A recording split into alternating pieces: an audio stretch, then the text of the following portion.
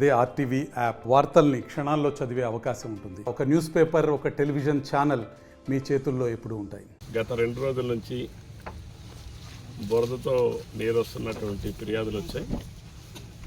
అసలు ఎందుకు ఏంటి కారణం అని పరిశీలించడానికి ఈరోజు మన పంప్ హౌస్ దగ్గరికి వచ్చాం.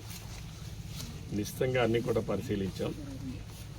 గత 5 సంవత్సరాల్లో ఇక్కడ 3 మోటార్లు పనిచేసే పరిస్థితి ఉంటే గత 5 సంవత్సరాల్లో 2 మోటార్లు చేశారు. నేను గతంలో ఎమ్మెల్యేగా ఉన్నప్పుడు ఇక్కడ 3 మోటార్లు పెట్టి, అవసరమైతే జనరేటర్ పెట్టి 3 మోటార్ల ద్వారా కూడా ప్రతిరోజు నిత్యం ప్రతిరోజు వాటర్ సప్లై ఇచ్చాం.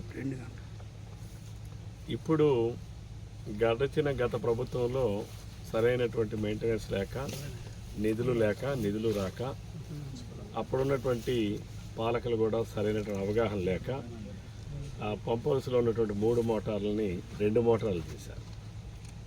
అది కూడా ఈరోజు ఎందుకు ఆ బురద నీరు వచ్చాయి అనేది అంతా కూడా పరిశీలించాం. ఇన్ఫిల్ట్రేషన్ వెల్స్ అయితే బాగానే ఉన్నాయి. అందులో 2 బాగా పనిచేస్తున్నాయి. ఒకటి కాస్త డిఫెక్ట్లోనే ఉంది. ఆ గ్రావిటీతో నీళ్ళు ఇందులోకి రావాలి కలెక్షన్ ట్యాంక్లోకి, అది డిఫెక్ట్లో ఉంది. అలానే మోటార్లు కూడా రిపేర్కి ఇచ్చి 2 సంవత్సరాలు పైబడి అయింది. వాటిని తెచ్చే పరిస్థితే లేదు. ఎందుకంటే మున్సిపాలిటీలో ఆదాయం లేదు. మున్సిపాలిటీలో పన్నులేమీ లేకుండా గత 5 సంవత్సరాల్లో కేవలం మాజీ శాసనసభ్యుడు ఎవరైతే ఉన్నారో తమ్మినేని సీతారాం, అందరూ కూడా అనాథరైజ్డ్గా ఇల్లు కట్టుకోవడం, ఆ డబ్బులు మున్సిపాలిటీకి రావాల్సిన డబ్బులన్నీ తన సొంతంగా కలెక్ట్ చేసుకోవడం, తండ్రి కొడుకులు ఇద్దరు కూడా, తద్వారా మున్సిపల్ ఆదాయాన్ని దెబ్బకొట్టడం. ఈరోజు మున్సిపాలిటీలో వాటర్ పంప్ స్టేషన్ దగ్గర ఉన్నటువంటి మోటార్లు రిపేర్ చేయడానికి కూడా డబ్బులు లేని పరిస్థితి ఈరోజు ఆంధ్రప్రదేశ్ మున్సిపాలిటీలో ఉంది. వీటన్నిటిని కూడా సరిచేయాల్సినటువంటి అవసరం ఉంది. దీన్ని మళ్ళీ రెక్టిఫై చేస్తాం. అందుకని గత 2 రోజులుగా వచ్చినటువంటి బురద నీరుని అంతా కూడా పోయి మళ్ళీ మంచినీరు వచ్చేదానికి అన్ని చర్యలు కూడా తీసుకున్నాం. ఇంకా దీనికి ఇక్కడ అందుకనే పరిశీలించాను ఏమేం చేయాలి, ఏ రకంగా చేయాలి. ఇక్కడ ఒక 3 ఫిల్టరేషన్ వెల్స్లో ఒకటి బాగా చేయాల్సినటువంటి అవసరం ఉంది. మోటార్లు కూడా 2 మోటార్లని రిపేర్ చేయించి పెట్టాల్సినటువంటి అవసరం ఉంది. అట్లానే ఓల్డ్ సిస్టమ్ అంటే గ్రామ పంచాయతీలు ఉన్నప్పుడు ఉన్నటువంటి సిస్టమ్స్ కూడా అవన్నీ నిరుపయోగంగానే ఉన్నాయి. వాటి అవసరం కూడా పెద్దగా లేదు. ఇవన్నీ కూడా గుర్తించాం. ఈ ఆమదాల వలస మున్సిపాలిటీకి నీటి సమస్యలు తీరాలనే ఉద్దేశంతోనే 2018లో ఏఐబి ఏషియన్ ఇన్ఫ్రాస్ట్రక్చర్ బ్యాంక్ నుంచి 64 కోట్ల రూపాయలు ఆంధ్రప్రదేశ్ మున్సిపాలిటీకి నిధులు మంజూరు చేశాం. ప్రతి ఇంటింటికి కుళాయి ఉచితంగా ఇవ్వాలని, అలానే ప్రతి ఇంటికి కూడా 2 గంటల పాటు నీళ్ళు ఇవ్వాలని ఆ రోజు డిజైన్ చేశాం. గత 5 సంవత్సరాలు జగన్మోహన్ రెడ్డి ప్రభుత్వం చిల్లి గవ్వ కూడా ఆ కాంట్రాక్టర్లకు ఇవ్వకపోవడంతో పనులు అక్కడే ఉండిపోయినాయి.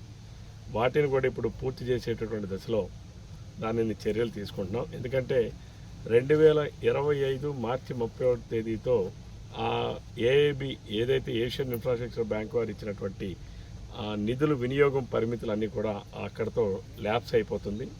అదే డెడ్ లైన్. దానిని ప్రభుత్వం మళ్ళీ ఏఐబి వాళ్ళతో మాట్లాడితే 2028 మార్చి 31వ తారీఖు వరకు కూడా అనుమతులు ఇచ్చారు. ఇంకొక 3 సంవత్సరాలు పెంచారు. ఈ 3 సంవత్సరాల కాల పరిమితిలోనే 2 సంవత్సరాల్లో టార్గెట్ ఓరియంటెడ్గా ఈ ఆంధ్రప్రదేశ్ మున్సిపాలిటీకి ఇంకొక 3 ఇన్ఫిల్ట్రేషన్ వెల్స్ కడతాం, ఇంకో 3 మోటార్లు పెడతాం.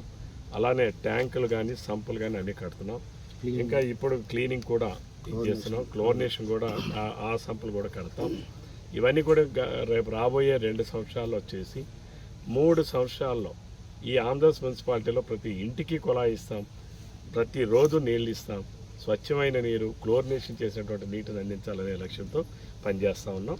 ఎక్కడైనా ఈ ల్యాబ్సెస్ ఏవైతే ఉన్నాయో వాటన్నిటి కూడా సర్దిద్దాం. మరిన్ని వీడియోస్ కోసం ఛానల్ ని సబ్స్క్రైబ్ చేయండి. లేటెస్ట్ అప్డేట్స్ కోసం వాట్సాప్ ఛానల్ ని ఫాలో చేయండి. అండ్ లింక్ డిస్క్రిప్షన్ లో ఉంది.